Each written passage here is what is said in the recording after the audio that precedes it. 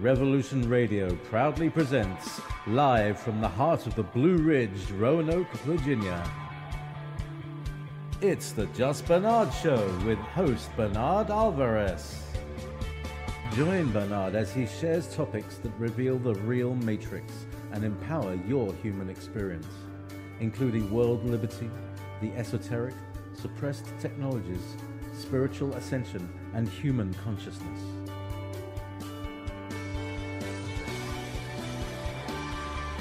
Humanity has awakened, and our time has come to realize our full potential.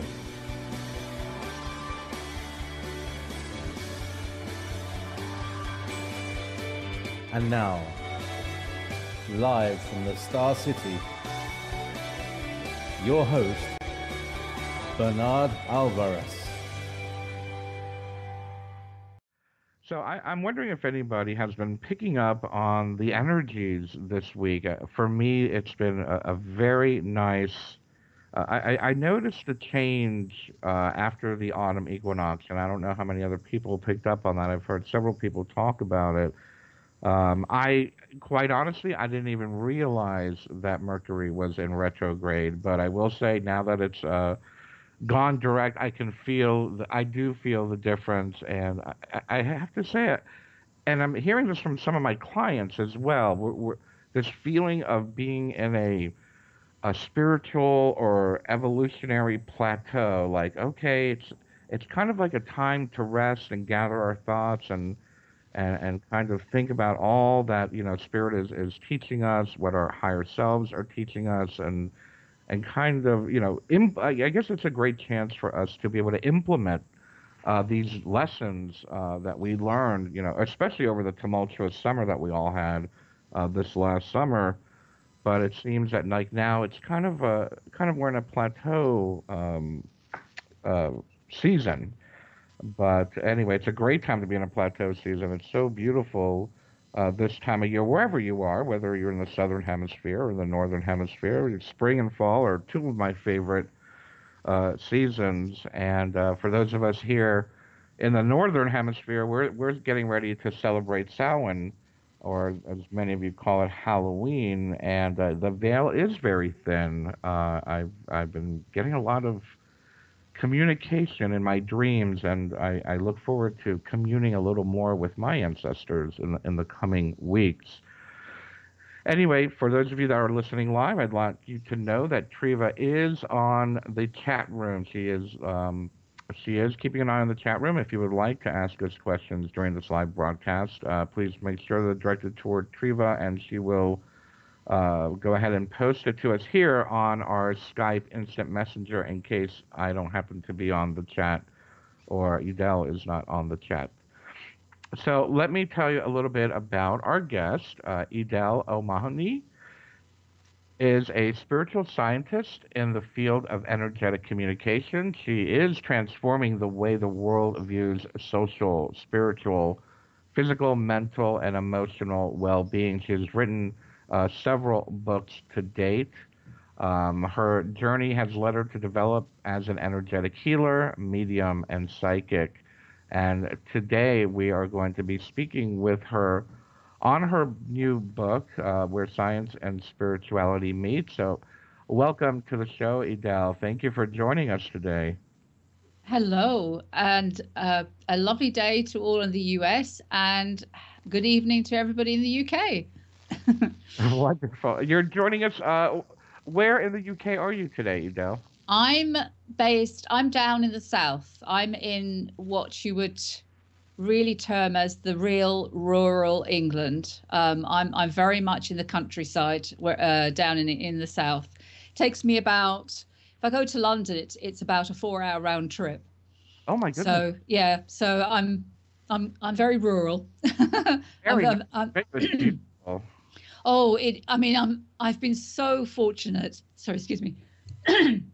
I've been so fortunate in the last few years in moving around, and I've always ended up right smack bang next to forests and woods. And Ashdown Forest, which is Winnie the Pooh, is actually the forest that I'm alongside where I'm renting at the moment. So I can walk out of my door and in 5 minutes I'm into the forest. It's amazing. The only thing is transport's not so great.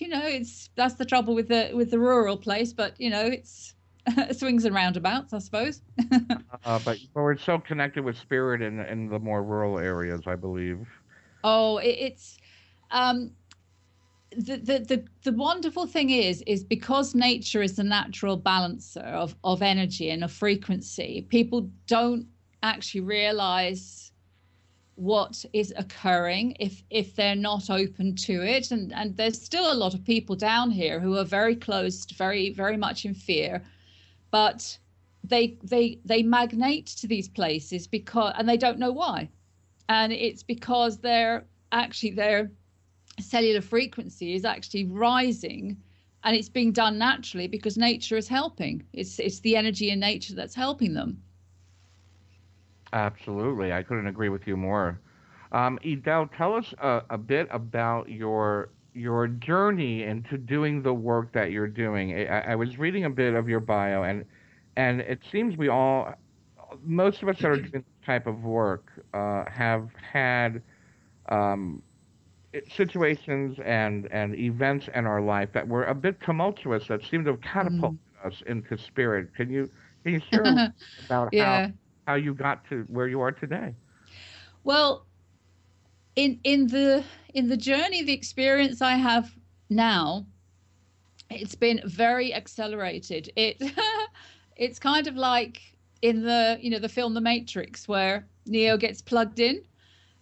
It's certainly been like that for the last, I'd say, about 3 years. It's been a massive, massive acceleration.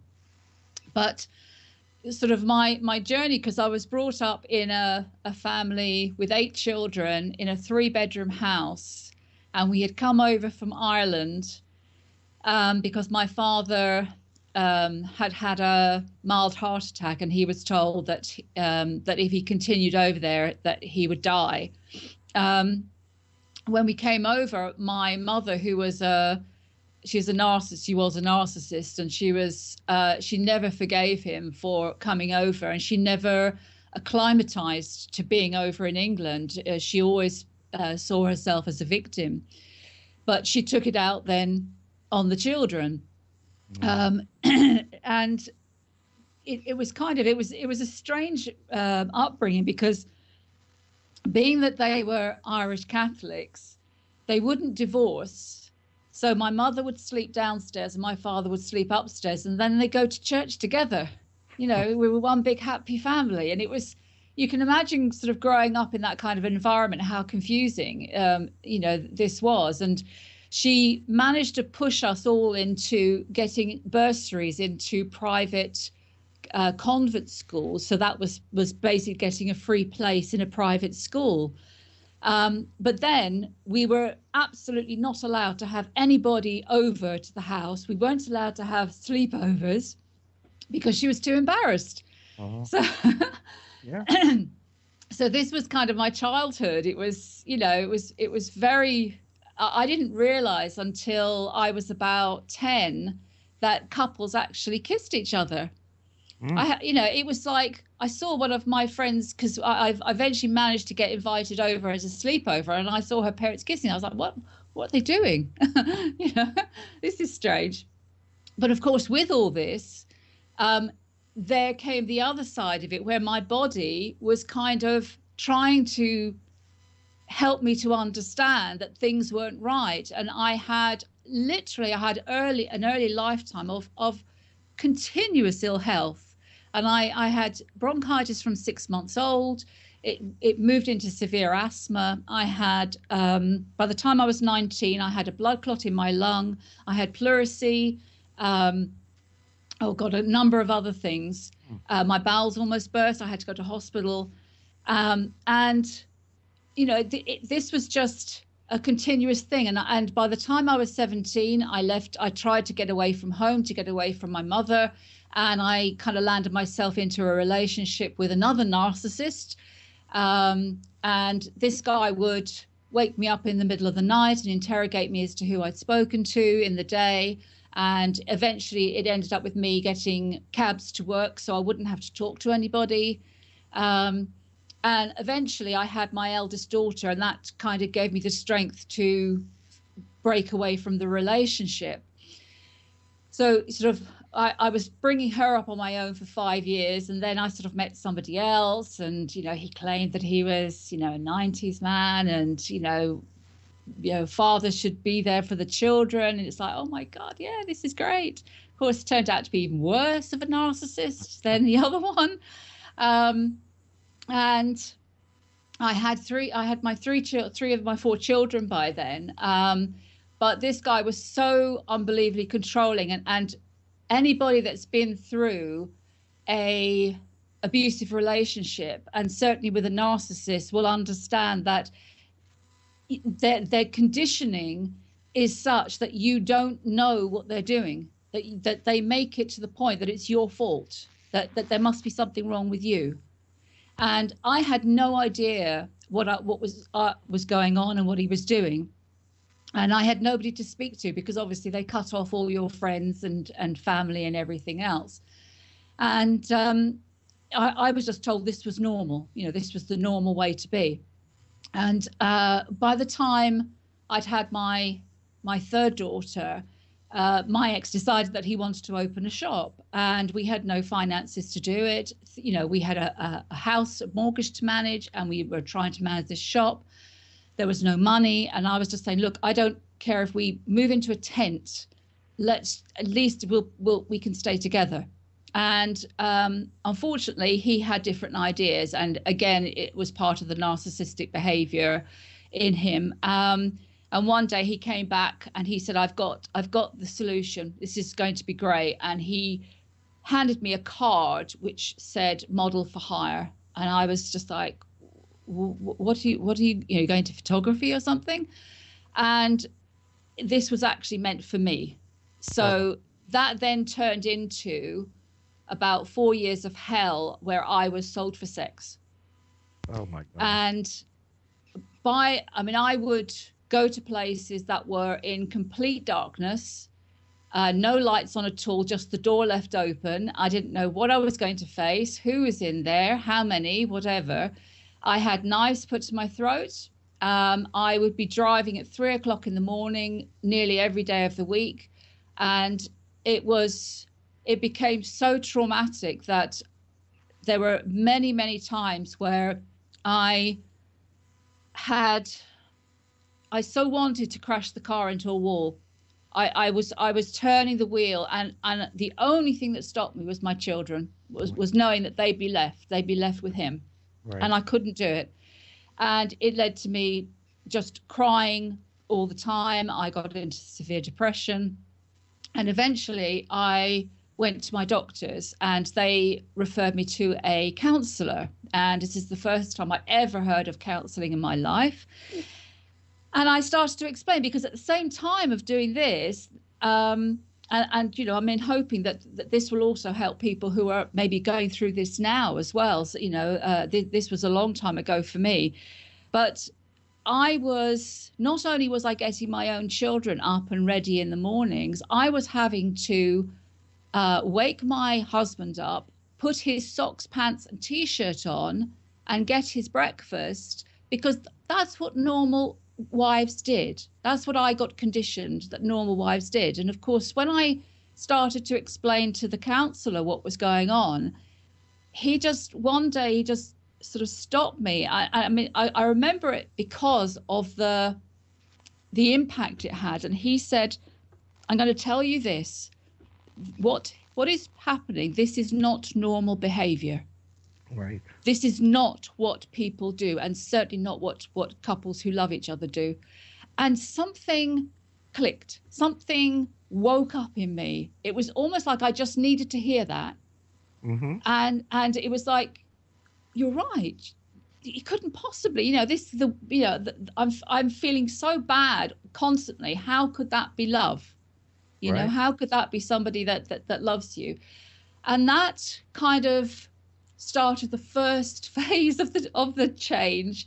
And so we we separated, we broke up, and I divorced him. And then by that time, I was left with 4 children on my own. So I brought them up for 14 years on my own.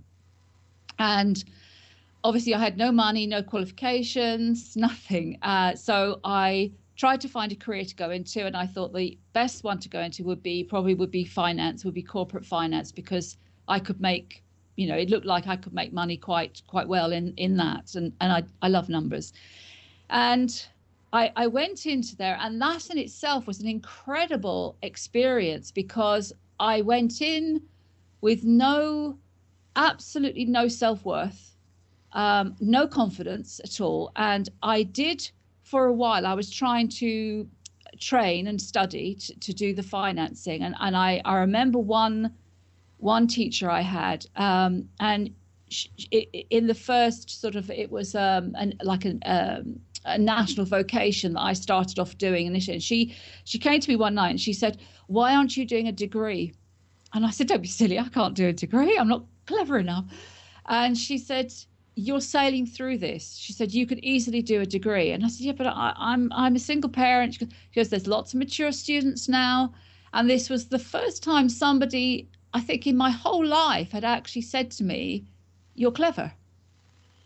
Wow. And it was that in itself. I mean, I spent a year trying to get funding. I got into doing a degree, but unfortunately I couldn't stay in it because at the time I was still in, at the old married house, and my ex decided not to pay his side of the mortgage. So I had to come out and go into work. So I tried to do my qualifications through, while I was working. Right. But what happened is I actually became qualified by experience, because every time I tried to do an exam, something happened. They lost the exam papers, the tutors got made redundant, something always happened. Oh. It was kind of telling me I wasn't supposed to be there, but I wasn't, I wasn't evolved enough to understand that at the time. Looking at it now, I can, I obviously understand that it wasn't really where I was supposed to be. And I ended up, rather than actually doing finance, as profit and loss and balance sheet, I actually ended up working with people. I would create departments. I would do company procedures and policies. So I would have to go and talk to all the departments in the companies, and I'd have to get people communicating. And this just kept growing and growing and growing. And I loved that side, and I loved the people, but I hated the environment, the corporate environment, because, you can imagine it's so fear-based and it's so controlled. And eventually my body yet again came up, and it was like, "You're not listening." It kind of gives me a slap on the face every now and again when I don't pay attention. And I ended up with this severe back pain, and I was in bed for a week. I couldn't get up, and I ended up with a severe endometriosis, and I had to have a hysterectomy. And it actually stopped me, because while I was in finance, I was literally doing up to 60 hours a week. I was coming home, I was laying floorboards, I was plastering walls. I wasn't stopping, and I would not stop. And I realized when I was bedridden, the reason why is because I would not face what I was doing. I would not face that I actually hated what I was doing. I was too scared to face it. Right. And this actually made me stop and have to face it. And I just realized this isn't what I'm supposed to be doing. This isn't where I am. But at the same time, that was the turning point in me. I needed to know, why did I keep seeing the ill health on one side, and yet through finance I had found that I had, by consciously saying I'm not going to get a cold and I'm not going to get flu or anything like that, because I was doing contract work, and if you don't go in the contract, you don't get paid. And I mean, now I'm like nearly 20 years without a cold or flu, and at that time I literally was going year after year with no cold or flu. And something was going, there's a reason for this. I need to know why is the body doing this, and why is the body Why is my body, have I had all this ill health all the way through? And so this was the kind of culmination point at the end of my work in finance. And it took me about another 2 years to actually move right out of finance and to begin what I was doing. Now this point, I'd never heard of self-help. I'd never heard of meditation. I hadn't heard any of this kind of thing. I began to do my version of a meditation because at the time, I couldn't stop the mind chatter. Right. And I would do power walking, listening to rock music and meditating at the same time. It worked for me, but I realized later that obviously Buddhists, they do a walking meditation. So, it was that's probably what I was doing. And it was around the time in 2012 that I began to work on doing a meditation that worked for me. And because I love music, I used to sing in a rock band years ago, but that was another lifetime. I realized that the frequency in music and the harmonics, there was something in it. There was something that was really, really sort of active and helping. And so I began to create a meditation based on harmonic resonance. And I got called somebody rang me and they said to me, go into your meditation now, today. And this was on the 29th of October on 2012. And I went into the meditations and sort of back then, I don't know if you've ever seen the film Inception. Oh my goodness. When I started to do the meditations, it was like this film. I would go down about 5 levels, and sometimes I'd be 3 to 5 hours in meditation, and I would have to have some music on that was like a totem that would bring me back out again. I didn't know what I hadn't, and I had nobody to guide me. I had nobody to ask questions to. This just started happening, and I was just like, I was kind of in free fall with it all. But on this day, I went into meditation, and what came through, you'll probably understand this more even than I still do, but this is what came through. It says, an energetic gathering has occurred, part of the convergence, which saw the armies of the light introduce new energies into the matrix of the planet. Powerful energies have now made manifest through opportunities and collaborations, heralding a new conscious sustainability models in all business, finance, and spiritual matters. And I was like, okay. Wow. And funny, and as you can see, from 2012 to now, and you've seen the solar eclipses, you've seen the massive amount of sort of conjunctions that have been happening. And I firmly believe that this is part of it, that this is part of what I got shown back then. But with the meditations, because I think I mentioned to you when we were talking before, what happened was this led me to actually to stop eating, to stop having meals. I was in these 3 and 5 hour meditations, and at the same time trying to create things. So I started to write the books as well, to partly for my own, to help me, but at the same time so that they'd help other people. Because as this knowledge was coming through, I was writing it down. Edel, hold that thought. We are at a commercial break, and when we return, we're going to continue our discussion today. And now, back to your host, Bernard Alvarez.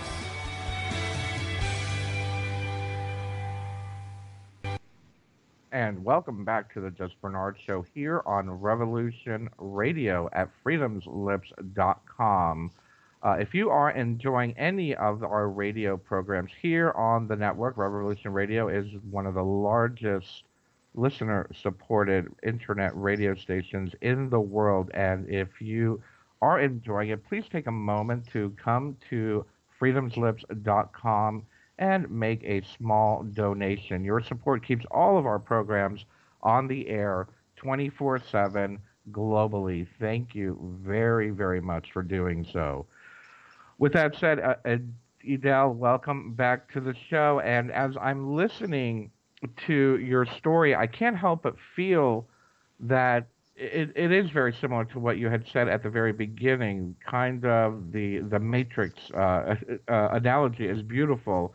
I feel it is a part of the global awakening that everyone is going through, and it seems to be very not everyone, but many of us have gone through. And I love how it's all very spontaneous for you, that there was no training, there was no you figured out the meditation. It came to you inherently, from within, and you were writing these books. Now, your last book that you've just released, can you tell us a little bit how that came about? And quite honestly, I'm very curious, what is epigenetics? Yeah, sure. I mean, this was happening around this time. As I said, this was a very accelerated period when I came out of finance. It's almost as if I was supposed to be where I am now, but I should have been here earlier, if you see what I mean. Yeah. And it was like I was being pushed to wake up. Mm-hmm.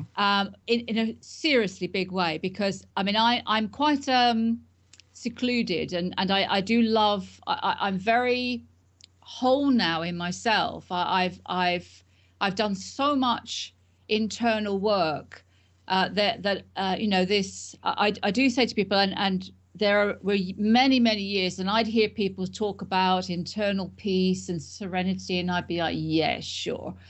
And then it just happened. And I mean, first of all, it was tiny seconds. I would get these spaces of absolute peace and absolute serenity, and then they gradually got bigger and bigger and bigger, and it got to the point where, I absolutely love seclusion. I love the solitude, but I'm not meant to be here, and I'm kind of in this tussle now within myself where I know I've got to be offline as well as online.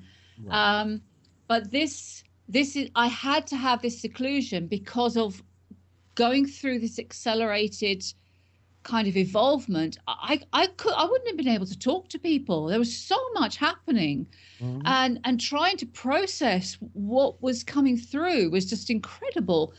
And that's what made me turn to doing the books, because I thought, well, if I can get it down in writing, at least then I've got a record of it. And then I started to create the books out of it. So initially, this latest book, which is Untangling the Myth Where Science and Spirituality Meet, actually started out as a course. I thought I'd tried doing a course, and I'd get people to try it out and see if they were finding the same thing I was. Right. And at the same time, as I was experiencing these things, which I knew nothing about, I started to do research to find out if anybody else was experiencing them. And that's what led me, rather than lead me into spirituality, which, I understand now there's a lot of misperception about spirituality, because everybody is spiritual. They are innately spiritual. It's only the ego that gets in the way, that stops them from understanding that they're spiritual. It's classless. It's an energetic force. It's spirituality. It's what everybody is, whether they like it or not. But it took me rather into science, science has always been a field I love. When I was at school, I actually wanted to be a science researcher, and my mother, being the narcissist that she was, said to me, no, you're going to be doing cooking, because that's what's going to be good for you when you get older. Mm-hmm. So I couldn't sort of fulfill my vision back then. So I started to do extensive research into science and into the energetics, and I was aware of the energetics all the way through my life, but I didn't know what it was. I mean, and I'm talking about intuition here. I mean, I remember from about 4 years old, I would astral travel. I had no idea what was going on. I was aware of things. I mean, when I was in finance, I was in a spiritual church, and I developed as a medium and a healer, and doing all this was all just sort of experiencing, and it was like, okay, you've done it now move on, now go in. There's another level, there's another one. So I started to look into, and in particular, as I mentioned, because I wanted to know why I kept getting ill. Was there any correlation? Was there anything I could do to stop it? Really, and that led me into looking into the field of epigenetics. And epigenetics, we're talking about, there's still a lot of people who are in the misperception of the Darwinian, that our environment makes us, when in fact it's not. We make our environment. And what's been found, epigenetics is above the genes. So it's the expression, it's actually explaining that our cells are so intuitive, they're so responsive, because it's what we, it's so us, because that's all we are, is we are dense frequency, that in our cells and our DNA and everything. But they're so responsive that our beliefs, which obviously come from what we are beyond form, outside of form, and our beliefs will be the signals that the cells take. And this has been found. This was done through a lot of laboratory research by Dr. Bruce Lipton. Mm-hmm. And what he found was that when he took cells and he put them into much not on the same level, but Dr. Emoto, who did this with water, and he managed to show that actually water imprints memory. But Dr. Bruce Lipton, he had cells, and when they were in a negative environment, which would, it would be like in a petri dish, but it was their version of, imagine if you were in a negative environment. The cells would start to wither. They would start to basically die. When those cells were moved into a positive environment, they restored. So there was a communication going on. There was an energetic communication going on there. And I started to work with this because one thing I wanted to do was to get away from being ill. I never wanted to be ill again. Mm-hmm.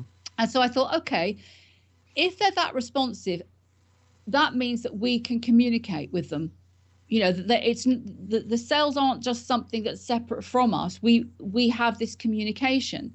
And as I looked into this, we have things like in the Chinese acupuncture, it actually works within bioelectric magnetics. Mm-hmm. When you have the chi, that what they term as the life force, mm-hmm. that is actually biophotons. And biophotons is a term used to describe energy communicating between life forms. So not only is the biophotons between our cells inside our body, but the biophotons are also communicating externally. All biophotons are communicating together. Wow. So everything is connected, and it was, and I was getting this, wow, like a lot while I was doing it. I was like, it was like, if you put the X-Files and the Matrix together, that's pretty much what you've got, in society at the moment. And it was like taking the red pill. Mm-hmm. And it was like these veils were just being moved away, and the truth was, I was starting to see the truth for the first time. And it was just so, I started then because I like the music, I thought, okay, so what is there with this music? And then I found that in the 1920s, Dr. Royal Raymond Rife had developed a frequency monitoring machine because he was working with cancer patients, and he noticed that when he changed the electrical current with some of the patients, that it actually changed their responses. And he used a frequency machine on patients at certain frequencies, and he cured 1,000 patients of cancer. And what happened, the pharmaceutical industry found out what he was doing, as they have done time and time again. And they asked, well, they didn't ask, they told him they were going to buy his design. Right. And he refused. His labs were trashed and he disappeared. But his prototype and his notes had been in storage, and they were found. Yeah. And they've then been used.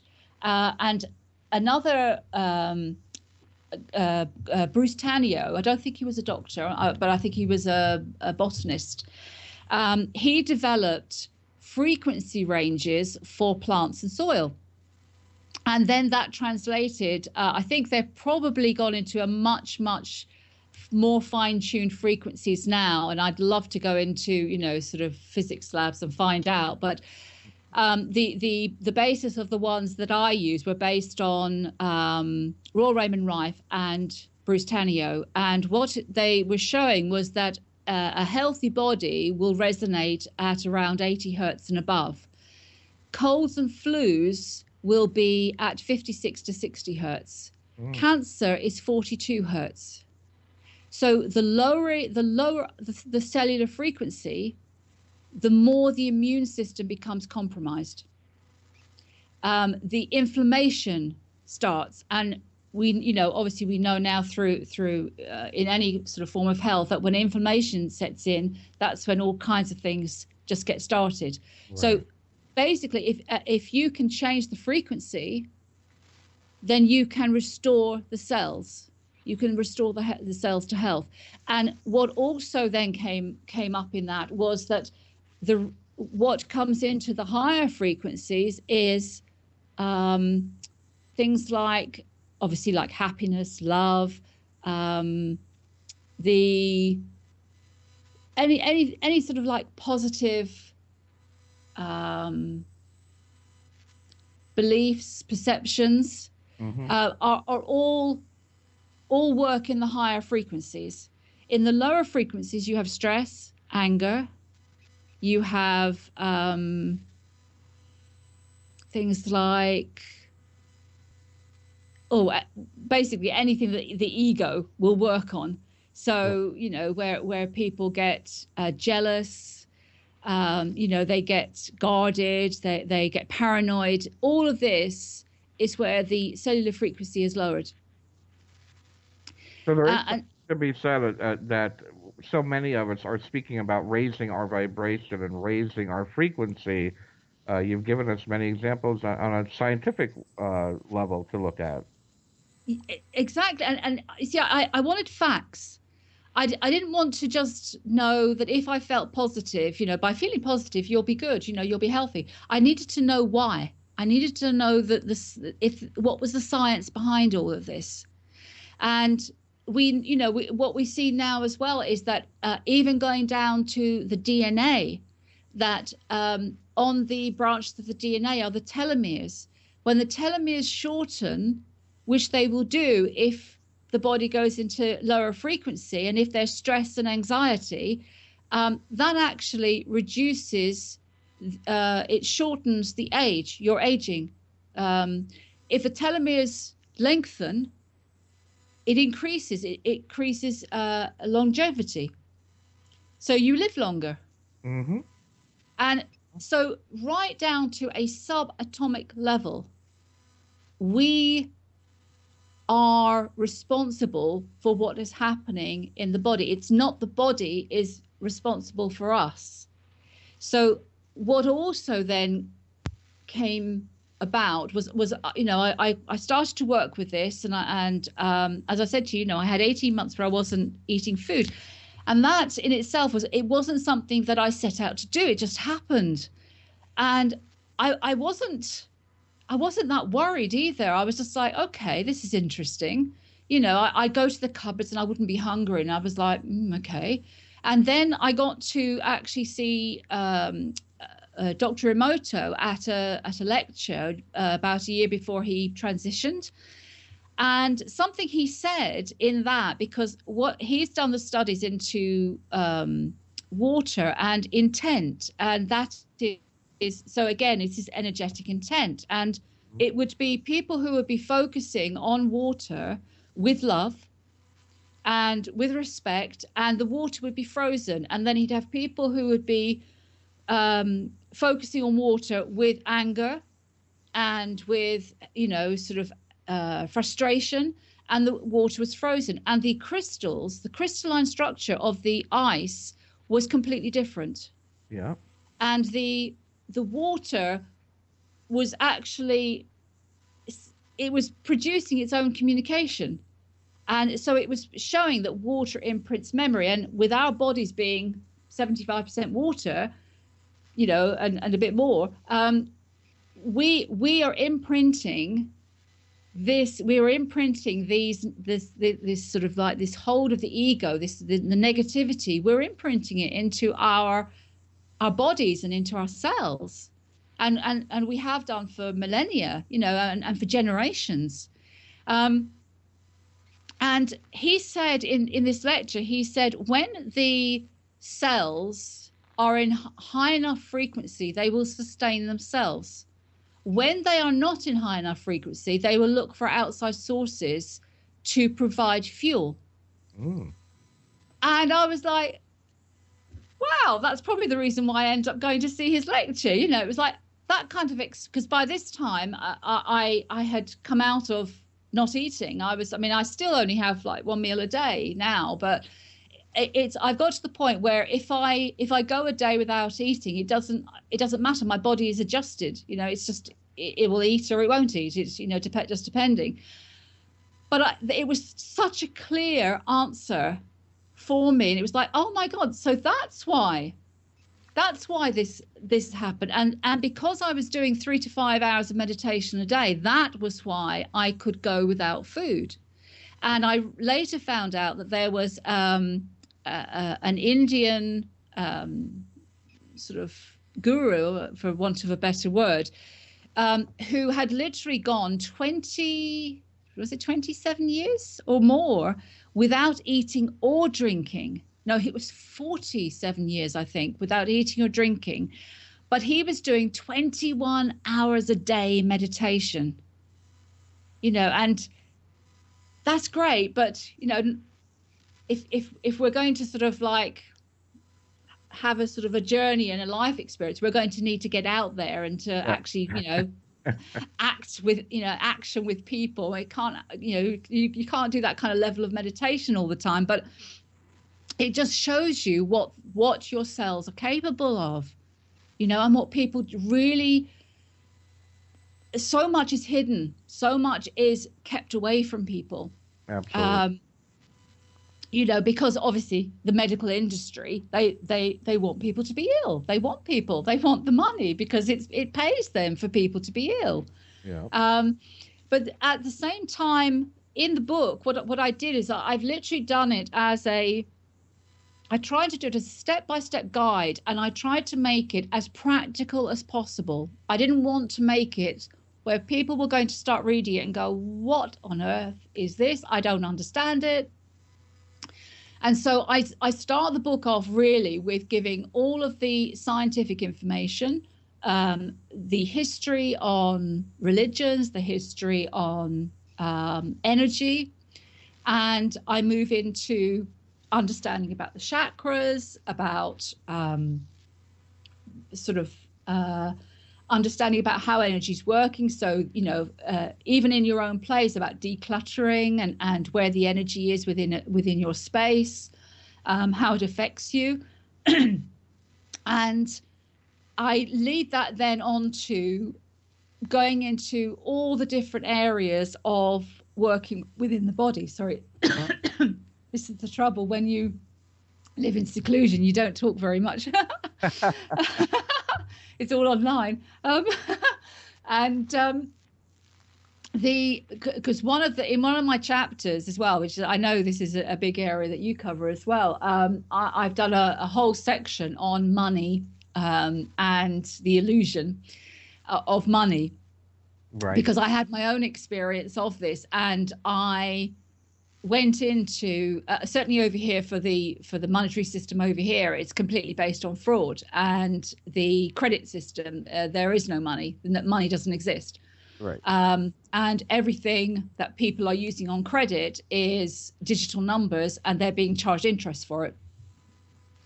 But there is, funny enough, there is truth in the law, where the law actually stands on the side of people, because if people understood the law, they would know that these companies have to prove their legal right, and Right. most people don't understand that. Most people don't know that they can do this. Unfortunately, no. Edel, we're out of time, and I wanted to give you an opportunity to let our listeners know where they can find out more information on your work, and where can they find your new book? New book is on any major booksellers site. It's up there, and it's in Kindle as well. And you can find me at edelomahony.com. I have a membership subscription site, which is media@edelomahony.com. And social media. You can find me. I put out messages every day for people, and I have about 1,000 articles that I've written myself. I've got something like 200 YouTube videos as well. So yeah, Well, I'm out there. Thank you very much for joining us today, Edel. I want to let everybody know that next week we are going to have the king of tension himself, Tony Burrows, will be joining us live. Have